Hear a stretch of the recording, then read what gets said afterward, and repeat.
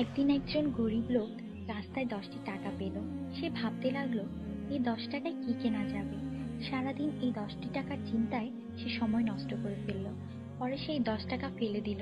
সে বলল, হে আল্লাহ, এই 10 টাকার জন্য আমি আজ সকাল থেকে আপনাকে একবারও স্মরণ করিনি। সেই সব লোক আপনাকে কিভাবে স্মরণ করে যাদের লাখ টাকা আছে? আল্লাহ সুদ হারাম করে দিয়েছেন, আমরা ব্যাংক বানিয়েছি।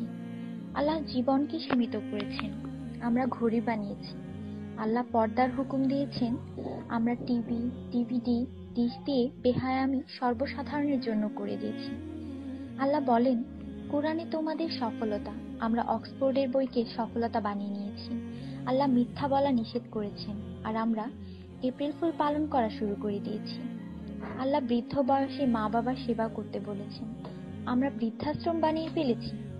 আজ মুসলমান এই জন্য দুশ্চিন্তায় যে যাকে খুশি করার তাকেই তো রাগিয়ে ফেলেছি। দয়া করে সবাইকে ফরওয়ার্ড করুন, কারণ নেকির দাওয়াত দেওয়ায় নেকিকারীর সমান সওয়াব পাওয়া যায়। একটু ভাবুন, আজান যখন হয় তখন টিভির ভলিউম কমানো হয়, কিন্তু নজর টিভিতেই থাকে। আর মনে মনে বলি, আজান যাতে তাড়াতাড়ি শেষ হয়। এতেই কি আজানের মর্ম? আপনি নিজে আপনার মনকে প্রশ্ন করুন। আজানের জবাব দেওয়ার চেষ্টা করুন, যাতে মৃত্যুর পর কালিমা তাইয়্যিবা আমাদের নসিব হয়।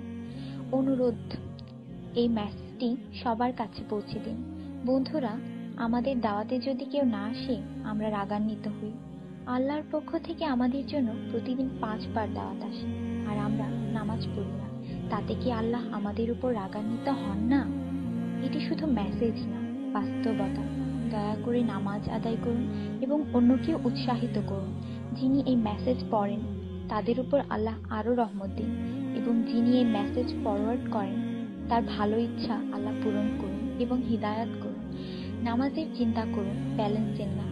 আজান শুনে উঠুন রিংটোনের মতো। কোরআন মনোযোগ দিয়ে পড়ুন, SMS পড়বার মতো। জীবন সবসময় থাকবে না নেটওয়ার্কের মতো। নামাজ ত্যাগ করা মানে আল্লাহকে রাগান্বিত করা।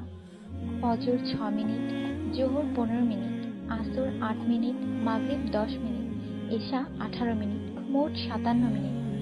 80% লোক এই মেসেজ ফরওয়ার্ড করে না। দয়া করে আপনি করুন।